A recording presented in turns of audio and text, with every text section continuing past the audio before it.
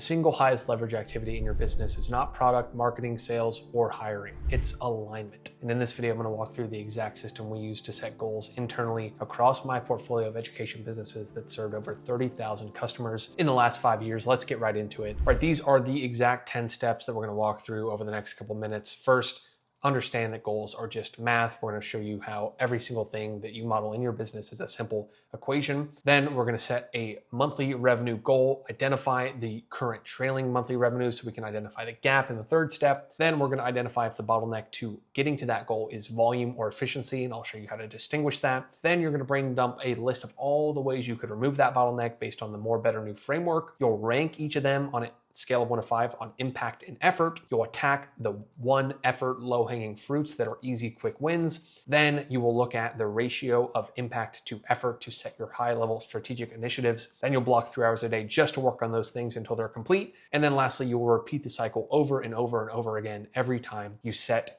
a goal within your business. So let's walk through an example of how we do this with an actual example of one of our profit centers within our premium ghostwriting academy, specifically our front-end sales process. Okay, so step 0, understand goals are just math. This is the single most important insight to understand when you're setting goals of any kind. The gap between where you are and where you want to be is a number. That number is made up of an equation with input metrics and efficiency metrics. We'll talk about those in a little bit. Your job is to analyze that equation and find out the part of the equation that needs fixing. This is your bottleneck. The part that needs fixing will create a new demand of you, some kind of new thing that you're not currently doing required to improve it. Those demands will force actions that you need to work on every day until those demands are met and the equation looks like you want it to. That's it. Everything that is not improving the specific part of that equation that is limiting your growth is a distraction. It took me so long to learn this lesson and I'm still falling for it today. And part of the reason I'm making this video is to distill this process for myself. So most of business goal setting is around getting extremely clear on the gap, the demand that gap creates, the action that fulfill those demands,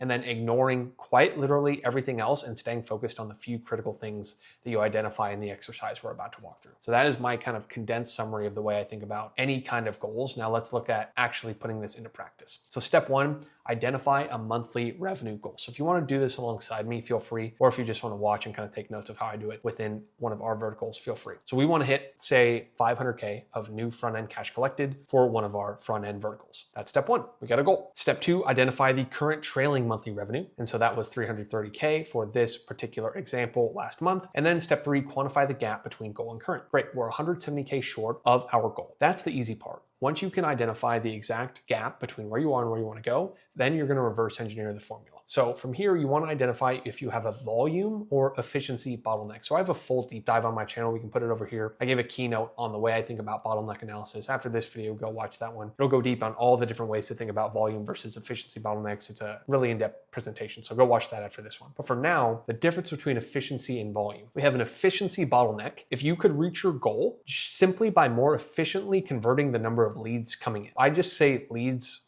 as a broad bucket term here, but you could do views, you could do attention, but I think email subscribers or applications, whatever metric you want to choose, I just think about leads. And so leads are new email subscribers that come into our business. If we could reach our goal with the same level of net new leads coming in, but we just more efficiently brought them through our process, then we have an efficiency bottleneck. And I'll show you how to kind of diagnose that in a second. We have a volume bottleneck if in doing that analysis, we see that all of the sub-steps when someone opts in to when they make a purchase are at KPI, we call this, which is just the standard across industries and across people we talk to and across kind of generally accepted numbers that say, okay, the throughput of this equation is fine. You just need to drive more into the top of it. And so that's when you have a volume problem. So for us, we are at good enough KPI to scale because of our efficiency metrics. So if I just look at marketing and sales efficiency for the process we're walking through, I look at each of the individual steps that someone takes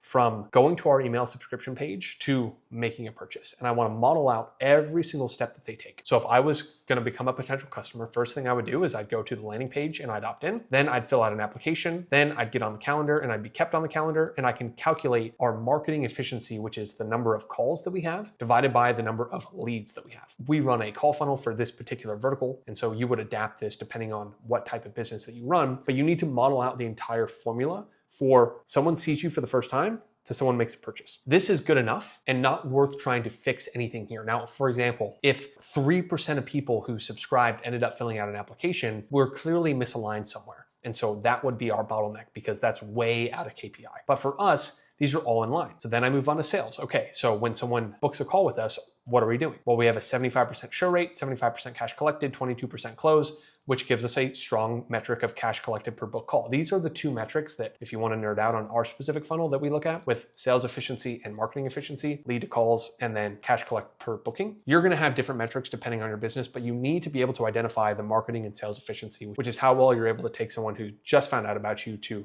ultimately make a purchase and model that entire thing out. So for us, our efficiency ratios are fine. That makes me confident that we have a volume bottleneck. But for example, if we had a 5% close rate, that would be the bottleneck because we could 4x that to get it to industry standard and likely be at KPI or the goal that we're trying to set if we just fixed that. So I could go through every single example here, but we've had efficiency bottlenecks for a long period of time. We are now just getting to a place where all of our metrics are in line and we need to focus on volume. Now we calculate, okay, what is the number that we can best target that if everything else stayed the same, we would be at the goal that we set in our previous steps. So if we're 170K cash collected short of our goal, or we collect about $800 per book call on average, that means we need 212 additional calls. Great, that is our new goal.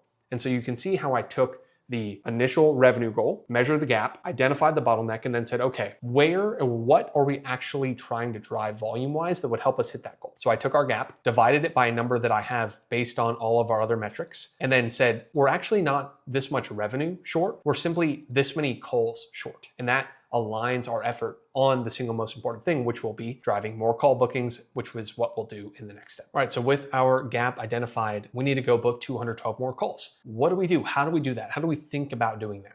So the best way to do this is a framework from the Hormozi team. We call it more, better, new. First, you're gonna look at all the places you're currently generating traffic and make a list of all the places you could do more. So this is always gonna be your highest risk-adjusted return. It's just maxing out the things that you're doing. In our case, we could do more on all the places we're currently posting content, or at least we can see if we could, right? So LinkedIn, we post every single day across both of our accounts, me and my co-founder, that drive traffic to the same product. And then we do a weekly viral drop where we do a big giveaway and it's kind of like a squeeze of that whole audience to get them to engage. We're likely capped out there. Can we post more on Instagram? Not really. We're at 2 times per day. Can we send more emails? We're sending them daily. So not really. Can we post more YouTube videos? Yes. We're under the maximum amount that we could do more there. And so really, that's the only place we could do more besides increasing ad spend. That's another thing if you run paid ads of any kind. The easiest thing you could possibly do in your business is just spend more there. It's a little bit riskier, but if you can model that out well, you know that increasing ad spend is going to lead to the result that you want. That's always going to be the best risk-adjusted return. Going through the more, better, new framework, we have 2 things that we can do more of. And obviously for your individual business, you would do all the places you're currently posting content if you had a volume problem. I can't walk through too many examples here of how to diagnose an efficiency problem, but you're gonna take the same idea, which is depending on what the bottleneck is, you would walk through all of the different ways you could diagnose it. More, better, new is just a way of thinking through potential solutions. I'll actually walk through an efficiency one in a second, but for now, let's keep going on the volume. So if that's more, what about better? Where are all the places we're posting content that we could do a better job of it? And if we just did that, could we reach our goal? So could we write better posts on LinkedIn? Maybe. We do a lot of effort there. I don't think so. Could we do better posts on Instagram? Maybe. We could invest more there. Could we do better emails? Probably. I think we could invest more there. Better YouTube videos, not posting. So you can't do anything better if you're not doing enough of it. From this list, we could write better posts on LinkedIn, better posts on Instagram, or write better emails. So you can see how we're collecting a list here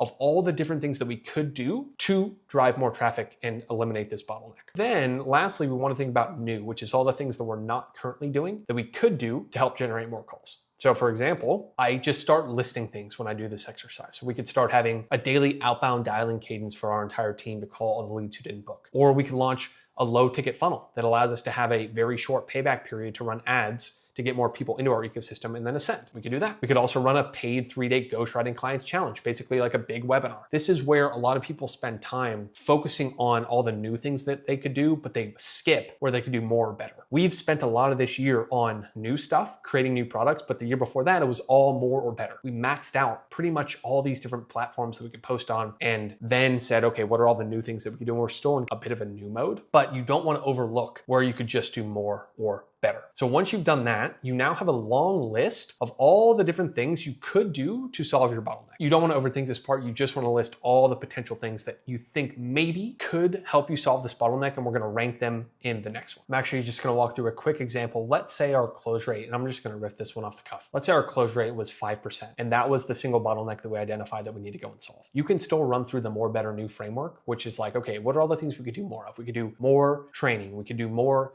daily meetings. We could do more call reviews. You'd want to look at that. We could do better. Okay, we could hire better people. We could have a better script. We could have a better sales process. We could have a better pre-call confirmation page. All the different things that you could list. And then new, it could be, we could hire a new rep entirely. We could have an entirely new script. You just generate a long list of ideas, and the more, better, new framework just kind of helps you unlock them. Don't overthink this. Just list as many things as you could, and we'll rank them in the next step. Okay, so this is where it gets fun. For each of these initiatives, we need to understand that we only have limited resources we could deploy into any of these. So we want to choose the ones that have the highest likelihood of getting us 212 additional book calls gap. To do that, we're going to rank all of our projects across 2 dimensions, impact and effort. So impact, 5 being we think it has the potential to close our gap entirely if we just did that thing. So if we only did that thing, would it help us reach our goal? And then 1 is we don't think it's going to help very much at all. And then effort, 1 to 5, 5 being this would be extremely resource intensive with the entire team dedicated to just this thing, or 1 being a very quick win we could do or decide on in under an hour. Those are the 2 rankings, and most people just never do this. They generate a long list of things that they could do, and they go, okay, we're going to do all of them. And then as a result, they end up doing none of them. Lastly, once you rank them on these 2 axes or 2 metrics, you're going to create a ratio of impact to effort, and that becomes the guiding metric for choosing what to work on. So let's look at all the things that I just talked about so you can see this here. So starting with increase ad spend by 50% on our webinar to get more people to show up live. That is something we could do more of. What's the impact of that? Well, if we only did that and we spent 50% more, if you look at our past webinars, that might actually get us there. That might be the only thing that we need to do. And it's a little bit risky, but we know that if we just do that and all the other metrics hold, we could actually reach our goal. Effort, however, that's not just clicking buttons, because if we're going to spend more, we need to have a more diverse creative portfolio, more than likely to have more ads running. We might have to refresh the webinar to have more people show up that have seen it in the past and now, want to see a new one. But it's not going to be some giant initiative. It's just going to be like a little bit extra work than, just clicking buttons. So I gave that a 3 on effort. Then we have launching a low ticket funnel that allows us to have a less than 7-day payback period. Impact, I think it's a 5, because if we had that, we could spend a lot of money with a relatively quick payback period and a relatively high ascension rate that would let us model out, okay, we just need to spend this much and create this many new ads for us to reach that call book goal. So I put it at a 5. However, effort, that is quite high, and that's a 4. Not so intense that everyone on the team has to focus on it, but I do think that we could build this in 10 to 14 days of very focused effort, and that's a pretty high effort thing. Then we start to get, so I already ranked these by this metric here, so let me just jump down to start making better posts on Instagram. That sounds like a great thing to do.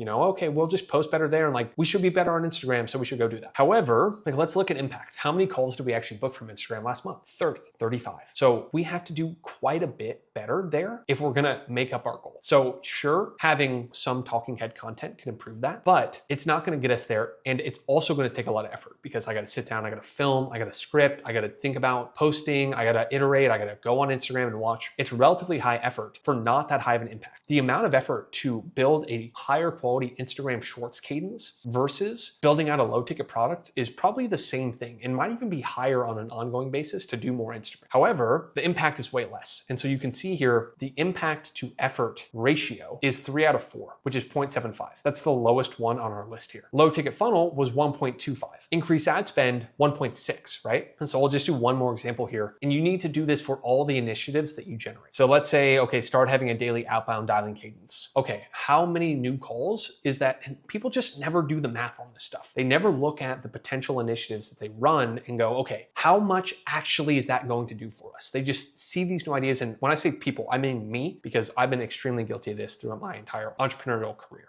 So this is mostly a reminder to myself, and if you do this too, you're definitely not alone, because it's easy to just come up with initiatives, think that they're all going to be important without actually doing the math on how important they are. This is the exact process we did at the beginning of October. It was the only thing that we focused on, was first setting these goals and then picking the highest leverage 3. All you do is look your rankings, and then in the next step, you attack the low-hanging fruit. So first, there's going to be a handful of things that are a 1 effort. We actually didn't have any hours, but if we had something like update LinkedIn bio video, or start putting CTAs in my X posts. Like this only takes 30 minutes and then it's done. You want to do those. One, it's going to build momentum because you're going to just start to see some forward progress. And then two, it's difficult to have a low impact to effort ratio when effort is one. So you want to just pick those kind of low hanging fruit or silver BBs, if you want to call it that too, of these are going to be quick improvements that we can implement right now. So you pick all those and then you move on to the next step. That might take you a day, might take you a couple hours, whatever it is, knock those out. Then you need to look at the ratio of impact to effort and say, what are the 1 to 3 things that I'm going to dedicate my entire month to? The first one was just a decision for us. We're going to run a bigger webinar, not that much effort, and we're going to do it immediately. So that wasn't something that like I needed to focus on a ton. And you can see here, based on the rankings, this is what it looked like. Just do that one. The next was building a low ticket $27 product funnel. This one took our entire month of focus. So we probably underestimated the effort, but we're already seeing a big impact because we have a lower ticket product that people can buy, that we can ascend, we can slice and dice and put it into other offers and things like that. But it took our entire team focused on it for about 10 to 14 days. And then now that it's running, I've been focused on it for a month. But that's what doing high leverage things looks like, because we eliminated posting more YouTube. This is November 5th that I'm filming this. I didn't film any YouTube in October because this was not high enough. It was not high enough relative to these things. So I didn't focus on it, but now I am. And if I redid this right now, the reason I'm filming this video is because it's popped up. And then lastly, the third highest ranking thing was writing better emails. So we started to diversify the types of emails. We invested in some courses that taught us some story-based things. That was like all we did new in November.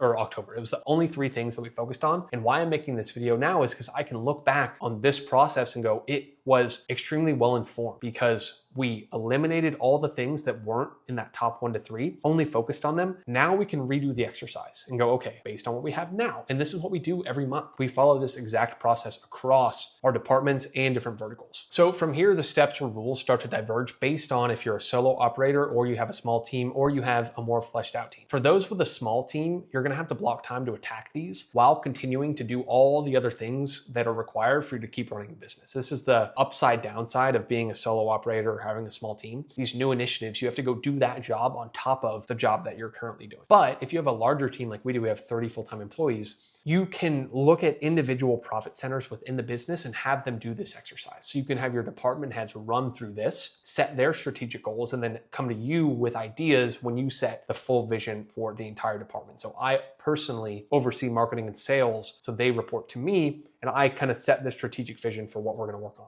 And that is why I did this exercise really company-wide, but also identified that the bottleneck of our entire business is generating more traffic. So that's why I kind of took this exercise and said, this is the most important thing across the entire company, really the entire portfolio. So depending on which one you're in, it'll differ. So if you're a beginner, you have a 50K, whatever business that's continuing to grow, you're probably doing it with a very, very small team or by yourself. So just take that with a grain of salt when you are choosing what to work on. And then lastly, step 10, repeat the exercise to identify the new thing to work on. So from here, you attack all the initiatives that you laid out, you finish them, you remeasure the results, and then you do this exercise again. And that's it. You don't overthink. You don't go do a bunch of the lower leverage things just because you did the higher ones. You now have to reevaluate, okay, is it actually worth doing the lower things on that list, or have new opportunities presented themselves? There's no set cadence you have to do this on. It's really when you accomplish the 1 to 3 things that you said you would, then you do this exercise again. And your bottleneck might change. Like for us, for example, if we do these 3 things, which we're now stepping into, they're already completed, redoing this might show us that we actually now have an efficiency bottleneck because we started to drive more traffic. That then showed us we have an efficiency problem. We go fix that, and you ping pong back and forth. So this is the exact exercise we do within all of our different verticals across all of our different products for 6 verticals, 30,000 customers, a full-time team of 30. So if you found this useful and you want my help personally implementing our marketing, sales, fulfillment, operations, tech processes into your business, DM me the word scale on Instagram with a quick kind of 2-sentence overview of your business. I'll see if I can help. We're opening a few slots for our Vortex Mastermind where you work directly with me to install all of those systems that we've done with our different 6 or 7 different verticals at this point. So if you enjoyed this video, subscribe, leave a comment, and you can go watch that other video where I do a full breakdown on how I think about bottleneck analysis over here.